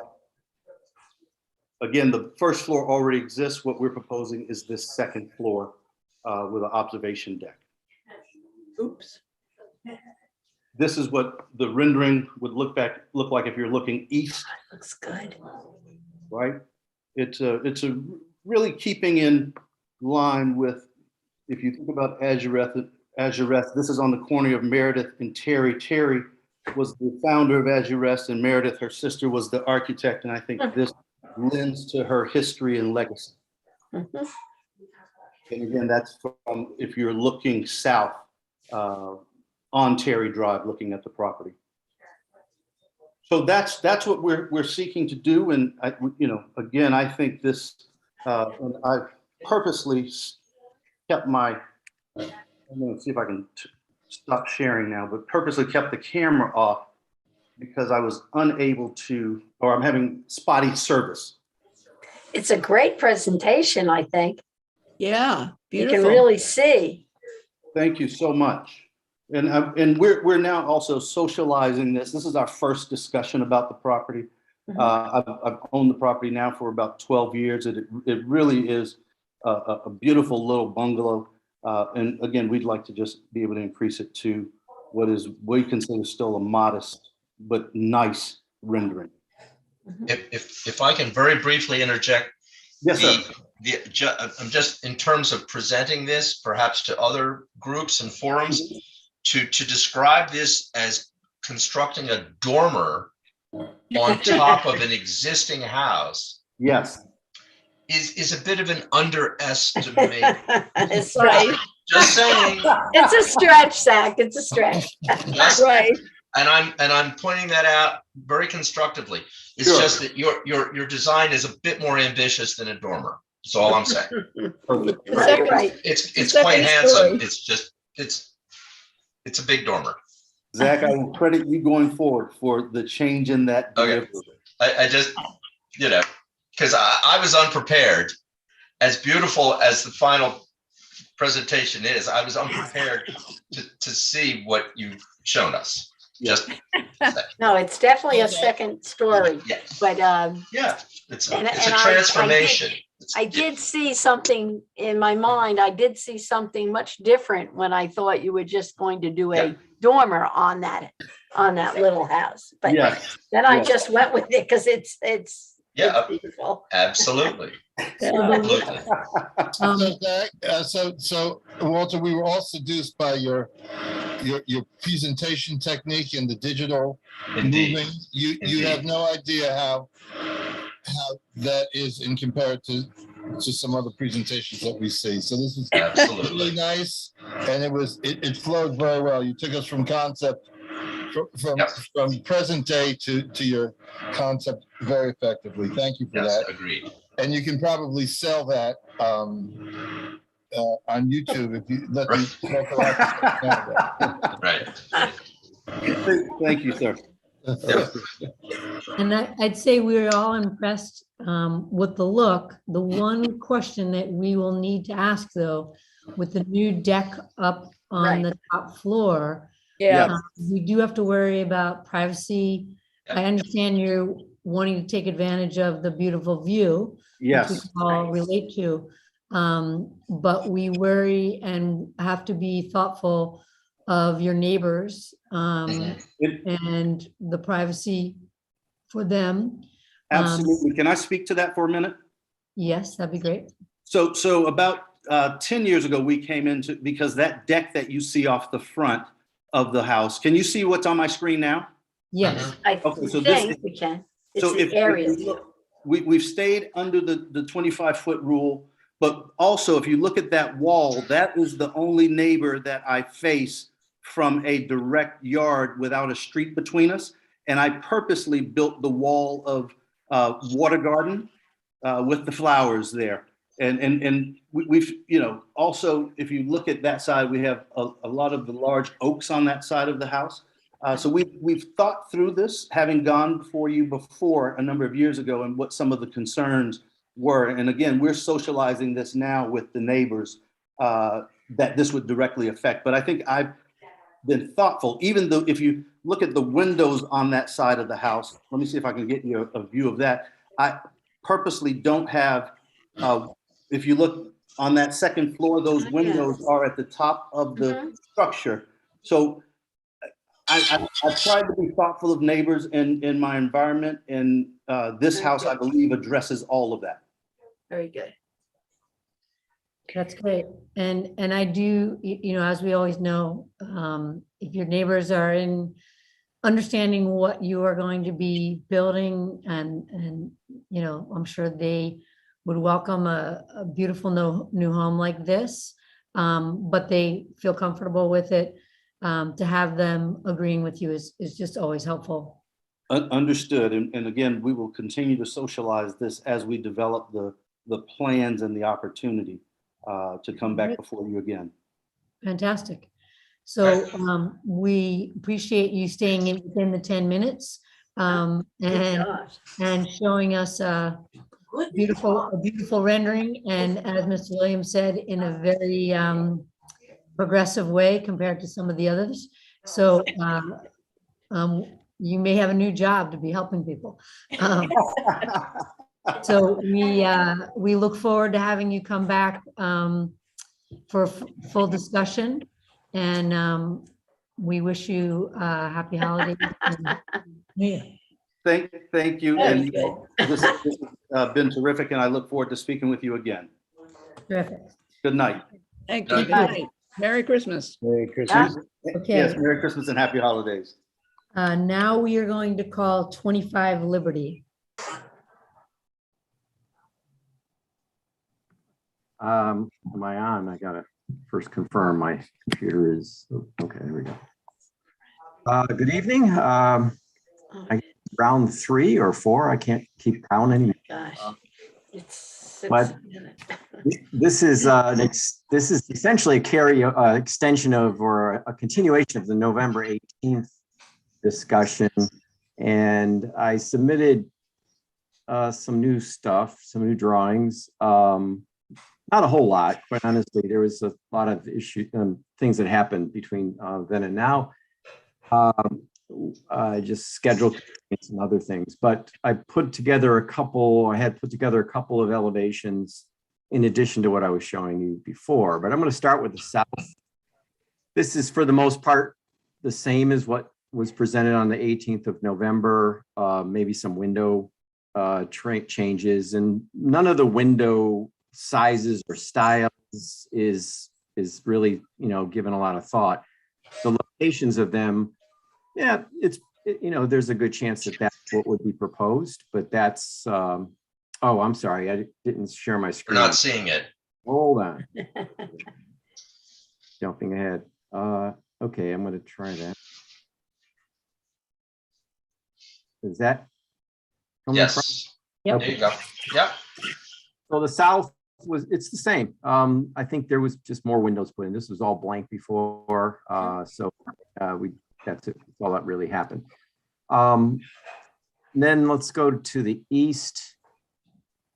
And I kept, I think it's good to keep a frame of reference for what was there. The as of right plan is, the last one was October 28th. Anyway, so I showed a profile in the last meeting about, this roof line dropping down. So this section here, if you can see this is about 4.5 feet. The existing house, 22 feet 2. This section here is about 18 feet 3, and this is about 18 feet. I'm going to say 5. I think it's just about that. So there's a lot of balance, I guess you could say, between the various segments. The roof is now, I'm going to do a little bit, let's focus on this. There is a foot drop as was requested. And let me go to the north, because it really is hard to see what's going on in 2 dimensions until you see the profile on the north side. So, and just quickly, this was in October 28th, where we had the garages going under.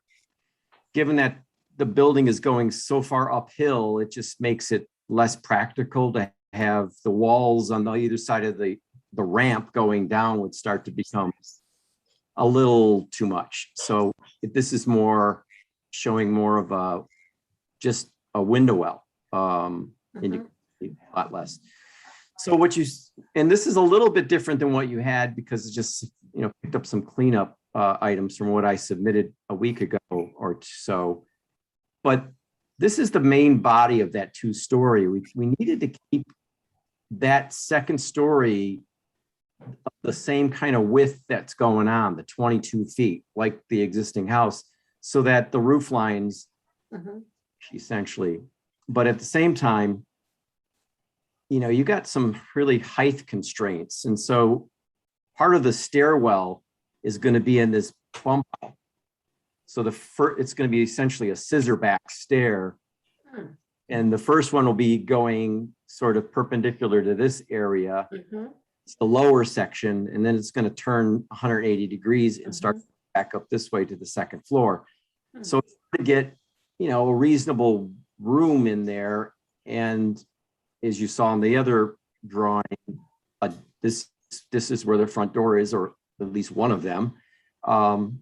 So there's a foyer in there as well, stairs, a room. We felt that, we have to get this thing a little bit fatter, or we had to pull this out. So this, in terms of setbacks though, the existing house 7.2, this is at the 20-foot line. This is 23.7. So if you saw this in the 3D, I think you'd see that it's not only stepping down this way, but it's stepping back this way quite a bit. I'm actually looking forward to seeing that 3D when we can get it done.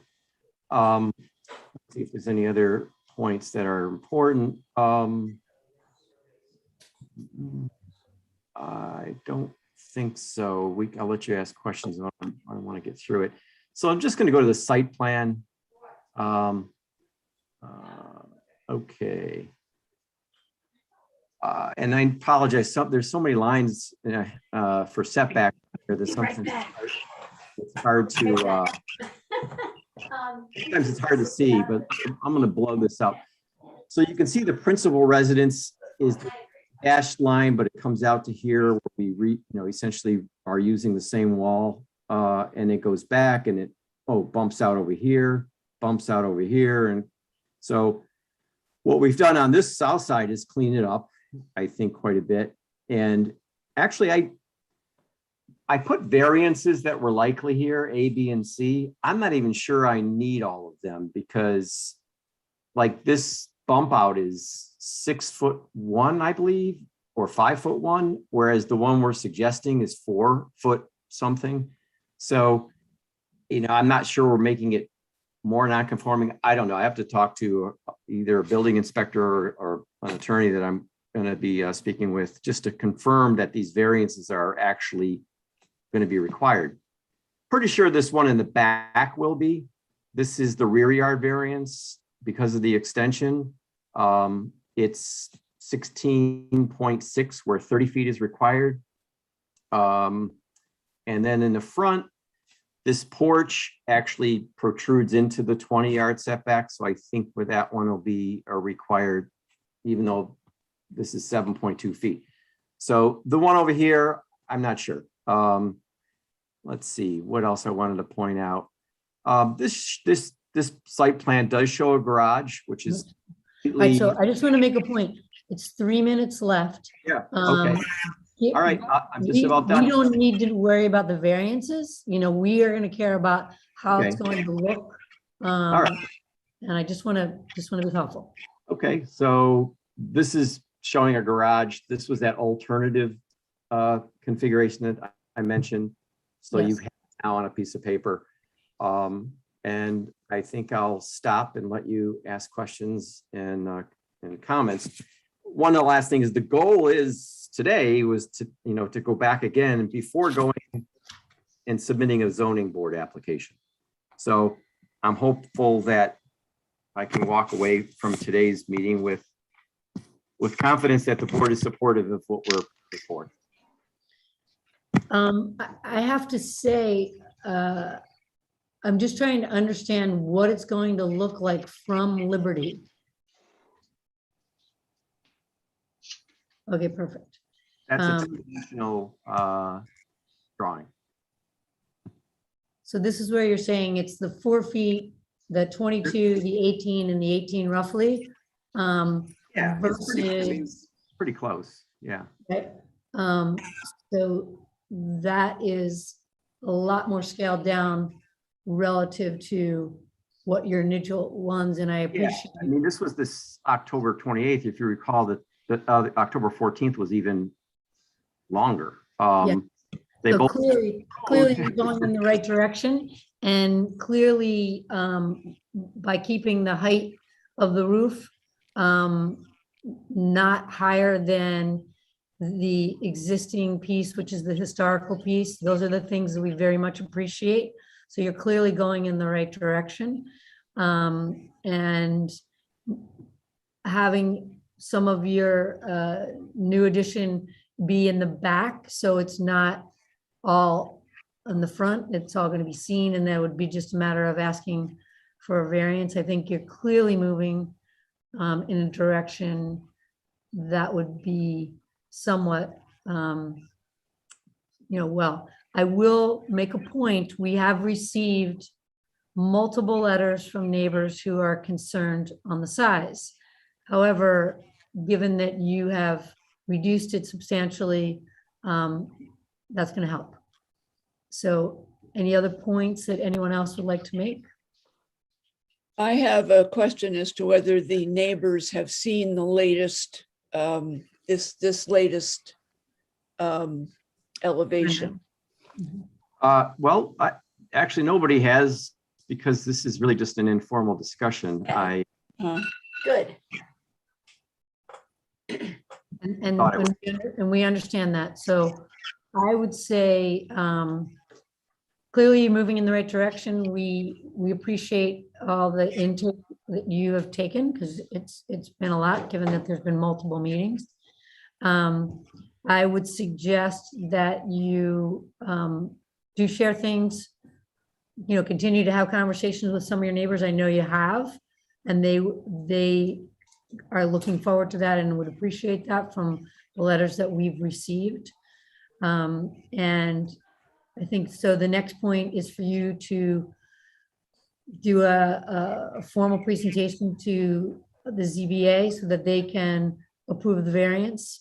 And then you can come back to us with the formal, because you've certainly moved in the right direction. Okay. And just for clarification, that process, how we followed it is the preferred way. Is that correct? To not formally present to you something that requires a variance. First, touch base with you informally, go to the zoning board. But we can't approve anything until you go to the ZBA. The only reason why I bring it up is just because there was a discussion in the building department about that sequence, and I just want to make sure that I'm on track. Yes. You're good. You Okay. are definitely, we appreciate all the hard work that you've done. We'll still have a lot ahead. So, but thank you very much, and everybody have a great holiday. And Yeah, you too. All right. Happy and healthy. Thank you. Thank you. Okay, great. Thank you, everybody. All Merry right, so Christmas. we can close the meeting. Everyone have a wonderful Just need Christmas. motions. Yep. Yeah. I'll Just make have a to- motion to. Okay, Second. great. Aye. Everyone Thank enjoy you, your guys. family, stay healthy, and Yeah, oh gosh, yes. Woo. Merry Thanks, everyone. Christmas, everybody. Harry, Bye. Right. thanks, everyone. All right.